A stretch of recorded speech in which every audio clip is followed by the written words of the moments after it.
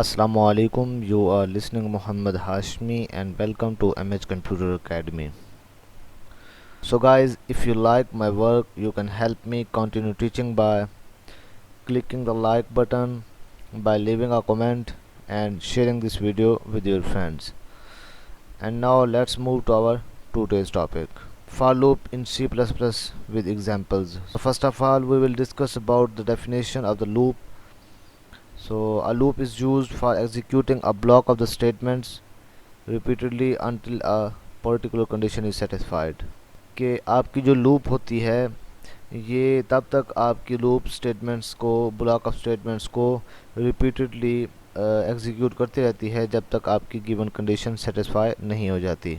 For example, when you are displaying number from 1 to 100, जब आप 1 से 100 तक नंबर आपने प्रिंट करना हो, you may want set the value of a variable to 1, कि जब हम वेरिएबल लेते हैं उसकी वैल्यू हम इनिशियलाइज कर देते हैं उसको 1 से एंड डिस्प्ले 100 टाइम. तो हमने क्या करना होता है, तो हम उस वेरिएबल के अंदर 1 का इंक्रीमेंट लगा देते हैं. Increase its value by 1 on each loop iteration, यानी हर आइट्रेशन के ऊपर के हर चेकिंग के ऊपर कि जितनी दफ़ा चेक करेगी कंडीशन को, हर दफ़ा जो है ना उसके अंदर 1 का इंक्रीमेंट कर दें उसी वेरिएबल के अंदर, और उसी वेरिएबल की वैल्यू को हम प्रिंट करते जाएंगे. सो हमने ये सारा थ्योरेटिकल नहीं पढ़ना, बल्कि हम प्रैक्टिकल के ऊपर भी फोकस करेंगे इंशाल्लाह. तो इस थ्योरेटिकल को थोड़ा सा समझने के बाद फिर हम प्रैक्टिकल की जानिब जाते हैं. तो चलते हैं आगे next. So in C++ we have 3 types of loop. So for loop we are discussing and while loop and do while loop, इन दोनों को हम जो है ना ऑलरेडी डिस्कस कर चुके हैं. तो सबसे पहले हम इसका सिंटैक्स देख लेते हैं. तो सबसे पहले क्या होता है इसके अंदर, यहाँ पे देखें कि हमारे पास फॉर लूप होती है और यहाँ पे पैरेंथेसिस देंगे हम लोग. तो आप देखें यहाँ पे कि जो हमारे पास वाइल लूप है और डू वाइल लूप है उसके अंदर हम अलग-अलग इनिशियलाइज कराते हैं पहले, फिर यहाँ कंडीशन लगाते थे, उसके बाद उसको इंक्रीमेंट लगाया करते थे. लेकिन जो फॉर लूप है उसमें आसानी यही हो जाती है कि आप एक ही स्टेटमेंट के अंदर यहाँ पे इनिशियलाइज भी कर देते हैं, कंडीशन भी लगा देते हैं और यहाँ पे इंक्रीमेंट और डिक्रीमेंट भी कर देते हैं. सो यहाँ पे इसकी ब्रैकेट स्टार्ट हो गई और इसके बाद आपने यहाँ पे स्टेटमेंट्स लिखनी है और उसके बाद आपने ब्रैकेट को क्लोज कर देना है. ये इसका सिंटैक्स है. अब इसके अंदर 4 स्टेप्स जो है ना वो परफॉर्म हो रहे हैं, वो मैं आपको भी दिखाता हूँ कि स्टेप 1 बाय 1 हम जो है ना इन स्टेप्स को डिस्कस करते हैं कि ये किस तरह लूप काम कर रही है. सो देखें flow of execution of the for loop. So इसमें देखें कि फर्स्ट में क्या है कि first step in for loop initialization happens first and only once, which means that initialization part of for loop only execute one, कि हम जो है ना इनिशियलाइज एक दफ़ा करा देते हैं वेरिएबल की, फिर वहाँ से जो है ना हमारी कंडीशन चेक होगी और वहाँ से फिर आगे ये स्टेटमेंट्स प्रिंट होंगी. तो हम सबसे पहले क्या करते हैं, इनिशियलाइजेशन करवाते हैं जो कि हम फॉर लूप के अंदर यहाँ पे करते हैं. सो नेक्स्ट स्टेप क्या है. सो सेकंड कंडीशन हमारे पास है, condition in for loop is evaluated on each loop iteration if the condition is true. अगर कंडीशन ट्रू होगी then the statement inside the for loop get executed. अगर हमारे पास यहाँ पे कंडीशन ट्रू होगी तब यहाँ पे ये जो स्टेटमेंट है ये एग्जीक्यूट होंगी, अदरवाइज ये एग्जीक्यूट नहीं होंगी. Once the condition return false, जब ये कंडीशन फॉल्स हो जाएगी तब क्या होगा, the statement in for loop does not execute and the control goes transferred to the next statement in the program after the for loop. यानी यहाँ पे जब ये कंडीशन जो है वो फॉल्स हो जाएगी तो ये स्टेटमेंट नहीं चलेगी, बल्कि जो कंट्रोल होगा वो इस फॉर की बॉडी के बाहर यहाँ पे आ जाएगा, और इस फॉर की बॉडी के अंदर यानी इस पूरे प्रोग्राम के अंदर अगर यहाँ पे कोई नंबर ऑफ स्टेटमेंट्स होंगी बाहर इस फॉर लूप के बाहर तो वो उनको एग्जीक्यूट कर देगा. अब थर्ड देखते हैं हम लोग. थर्ड स्टेप में वो कहता है कि after every execution of the for loop's body the increment और decrement part of the for loop execute that update the loop counter, यानी जो काउंटर होता है वो अपडेट करता रहता है. मिसाल के तौर पर हमने यहाँ पे 10 टाइम जाना प्रिंट करना है पाकिस्तान, तो इसमें क्या होगा, हमने यहाँ पे लिखना है int i is equal to 1. यहाँ पे हमने इसको इनिशियलाइज करा दिया और यहाँ कंडीशन लिख दी कि i इज़ लेस देन और इक्वल टू 10, और यहाँ क्या लिखेंगे i प्लस प्लस. अब एक दफ़ा यहाँ पे इसकी वैल्यू होगी 1, यहाँ पे चेक करेगा 1 इज़ लेस देन और इक्वल टू 10, ये कंडीशन ट्रू हो जाएगी, यहाँ इस स्टेटमेंट को एग्जीक्यूट कर देगा और पाकिस्तान प्रिंट हो जाएगा एक दफ़ा. तो उसके बाद क्या होगा, उसके बाद यहाँ पे इंक्रीमेंट होगा, ये जो कंडीशन लिखी होगी इंक्रीमेंट या डिक्रीमेंट, तो मैंने यहाँ पे इंक्रीमेंट लिखा तो यहाँ इंक्रीमेंट होगा. अब i की वैल्यू 2 हो जाएगी. अब दोबारा जो है वो इसके ऊपर इनिशियलाइज के ऊपर नहीं जाएगा बल्कि यहाँ कंडीशन चेक करेगा इसके अंदर इंक्रीमेंट यहाँ हो गया, उसके बाद कंडीशन चेक करेगा, फिर यहाँ इंक्रीमेंट होगा, फिर यहाँ कंडीशन चेक करेगा, इसी तरह। सो फोर्थ स्टेप में कहता है कि after third step the control jump to the second step and condition is reevaluated. यानी यही बात कर रहे हैं कि अगर जब हम इंक्रीमेंट लगा देंगे तो उसके बाद क्या होगा, कंट्रोल इनिशियलाइजेशन को ऊपर नहीं जाएगा, पहले स्टेप के ऊपर नहीं जाएगा, बल्कि दूसरे स्टेप यानी कंडीशन को चेक करेगा। और आखिर में the steps from second to fourth repeat until the loop condition return false. यानी ये जो प्रोसेस है कि इंक्रीमेंट होगा, फिर उसके बाद इस कंडीशन को चेक करेगा, फिर ये प्रिंट हो जाएगा, फिर इंक्रीमेंट होगा, फिर इस कंडीशन को चेक करेगा। ये प्रोसेस तब तक होता रहेगा जब तक ये कंडीशन फॉल्स नहीं हो जाती। जब ये कंडीशन फॉल्स हो जाएगी तो कंट्रोल क्या करेगा, यहाँ फॉर लूप की बॉडी से बाहर चला जाएगा और फॉर लूप की बॉडी के बाहर अगर कोई स्टेटमेंट्स होंगी तो उनको वो प्रिंट कर देगा। सो नेक्स्ट हमारे पास है कि हम इसका जो फ्लो चार्ट है वो देखते हैं, flow of execution of the for loop. So इसमें क्या होगा कि सबसे पहले हम यहाँ स्टार्ट करेंगे फॉर लूप के अंदर, तो इसके अंदर क्या होगा कि सबसे पहले इनिशियलाइजेशन होगी। यानी जिस तरह हमने प्रीवियस देखा कि सबसे पहले हम इनिशियलाइज करेंगे, int i is equal to 1 लिख देंगे हम लोग। उसके बाद फिर ये कंडीशन होगी, यानी जो कंडीशन हमने लगाई थी कि i इज़ लेस देन और इक्वल टू 10, तो वो कंडीशन चेक होगी।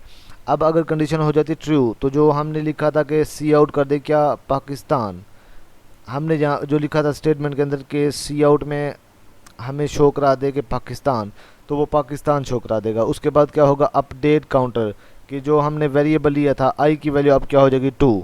अब जब i की वैल्यू 2 हो जाएगी उसके बाद दोबारा उसके अंदर जाना कंडीशन चेक होगी।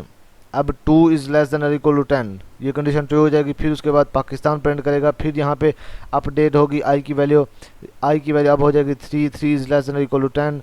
उसके बाद क्या होगा, ये पाकिस्तान प्रिंट कर देगा। फिर यहाँ पे अपडेट होगी i की वैल्यू और ये 4 हो जाएगी। इसी तरह करके फिर यहाँ पे 10 हो जाएगी इसकी वैल्यू i की, और उसके बाद फिर इंक्रीमेंट एक और होगा अपडेट, तो उसमें i की वैल्यू हो जाएगी 11। तो यहाँ पे हमारे पास कंडीशन चेक होगी कि 11 इज़ लेस देन और इक्वल टू 10।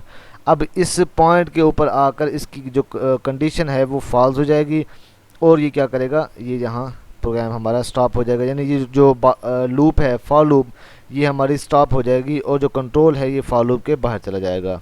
सो इसके बाद हमारे पास एक और कंसेप्ट है, वो है कि इन्फिनाइट फॉर लूप का, तो वो भी हम डिस्कस करेंगे प्रैक्टिकल एग्जांपल के साथ, हम उसको परफॉर्म करेंगे। सो इसमें क्या होता है कि infinite loop in C++ with example, वो एग्जांपल भी हम परफॉर्म करेंगे इसकी। A loop is said to be infinite when it execute repeatedly and never stop. ऐसी फॉर लूप जिसकी अंदर किसी किस्म का स्टॉप ना हो, यानी वो कॉन्टीन्यूसली वो एग्जीक्यूशन देती रहे, एग्जीक्यूट करती रहे नंबर ऑफ स्टेटमेंट्स को, उसको कहते हैं हम इन्फिनाइट फॉर लूप। हम इसको प्रैक्टिकली भी परफॉर्म करके देखते हैं। So when you set the condition in for loop in such a way that it never return false, कि वो कभी फॉल्स हो ही नहीं सकती, so it become infinite loop, तो वो इन्फिनाइट लूप बन जाती है। अब हम प्रैक्टिकली इसको परफॉर्म करके देखते हैं।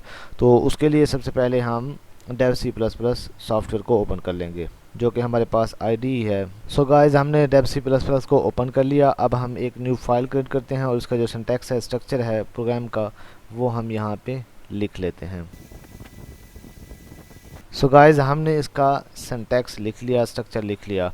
अब हम यहाँ पे फॉर लूप जो है उसको डिस्कस करते हैं। तो सबसे पहले आपने क्या करना है, आपके पास दो मेथड हैं। अगर आप इनिशियलाइजेशन करना चाहें तो आप फॉर की बॉडी के अंदर भी इनिशियलाइज कर सकते हैं वेरिएबल को, जिस तरह int और i इज़ इक्वल टू 1, आप इस तरह भी लिख सकते हैं। और यहाँ पे याद रखिएगा कि यहाँ कॉमा नहीं आता बल्कि ये सेमी कॉलन है, ठीक है। इसको स्टेटमेंट टर्मिनेटर भी बोलते हैं। सो i इज़ लेस देन और इक्वल टू 10 और उसके बाद i प्लस प्लस। अब ये हमारे पास क्या है, ये इनिशियलाइजेशन है, ये हमारे पास कंडीशन है, और ये क्या हमारे पास, ये हमारे पास है इंक्रीमेंट या डिक्रीमेंट। तो हम इसको यहाँ पे ऐसे लिख देते हैं, ठीक है। तो हम इसको इस तरह लिख सकते हैं। हम यहाँ पे वेरिएबल को यहाँ बाहर भी इनिशियलाइज करा सकते हैं। हम इसको इस तरह भी लिख सकते हैं कि इंट i, इस तरह हम इसको इस तरह भी लिख सकते हैं और इस तरह भी लिख सकते हैं। सो गाइज, अब उसके बाद हमने क्या करना है, अब हमने यहाँ पे इसकी बॉडी बनानी है। तो बॉडी कहाँ कैसे स्टार्ट होती है, कर्ली ब्रैकेट से बॉडी स्टार्ट होती है और क्लोज भी हो जाती है। सो अब हमने इसके अंदर स्टेटमेंट लिखनी है। जस्ट हम यहाँ पे लिखेंगे आई लव पाकिस्तान। सो हमने यहाँ पे आई लव पाकिस्तान लिख दिया और उसके बाद यहाँ एंडल कर देंगे ताकि वो हमें हर दफ़ा जो है ना नेक्स्ट लाइन पे प्रिंट करके दिखा दे। सो अब हम इसको कंपाइल और रन करके देखते हैं क्या वो हमें ऐसे ही आउटपुट दे रहा है जैसे हम कंसिडर कर रहे हैं। तो मैं इसके ऊपर क्लिक करता हूँ। सो गाइज आप देख सकते हैं कि ये हमें वैसे ही आउटपुट दे रहा है जैसे हम रिक्वायर्ड कर रहे थे। सो इसके बाद हम एक और काम करते हैं, यहाँ पे हम शो करवा देते हैं कि वो हमें आई की वैल्यू भी शो करवा दे इसके साथ साथ। तो मैं यहाँ पे आई लिख देता हूँ और यहाँ पे जो है वो मैं थोड़ा स्पेस दे के और कॉलन दे देता हूँ। अब नीचे जो है ना मैं यहाँ पे कुछ और लिखता हूँ ताकि वो कंट्रोल बाहर जाने के बाद वो हमें शो करवा दे। तो मैं यहाँ पे लिखता हूँ। अब इसको दोबारा कंपाइल और रन करके देखते हैं हम लोग। सो देखें यहाँ पे वो शो करवा रहा है control comes out of for loop. So इसके बाद हम एक और काम करते हैं, वो है हमारे पास हम डिस्कस करते हैं इन्फिनाइट फॉर लूप को।